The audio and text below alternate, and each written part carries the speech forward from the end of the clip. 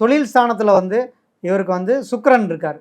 பெரும்பாலும் 10ஆம் இடத்துல சுக்கிரன் இருந்தாவே இவங்க வந்து கலைத்துறை, மீடியா துறை தான். ஏன்னா இவருக்கு 2ஆம் வீட்டில் செவ்வாய் இருக்குது.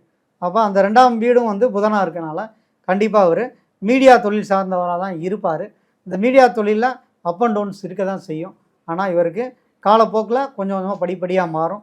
இந்த ஒரு இதுக்கு கலைத்துறை நல்லா வரணும் அப்படின்னா அவர் வெள்ளிக்கிழமை மகாலட்சுமிக்கு ஒரு தொடர்ந்து ஒரு 6 வெள்ளிக்கிழமை வழிபாடு பண்ணிக்கணும். அதாவது மகாலட்சுமி படத்தை எடுத்து வச்சு அதில் வந்து ஒரு சின்ன ஒரு பேரிச்சம்பழம் வைக்கிறது, கல்கண்டு வைக்கிறது, இனிப்பு வச்சு காலங்காத்தால் காலையில் 6 to 7 வெள்ளன பிரம்மமுத்தத்திலே குளித்து 6 to 7 கரெக்டாக விடிஞ்ச உடனே மகாலட்சுமிக்கு மல்லிகைப்பூ போட்டு அதில் வந்து நைவேத்தியமாக கொஞ்சம் பொங்கல், சர்க்கரை பொங்கல் வைக்கிறது ரொம்ப சிறப்பு.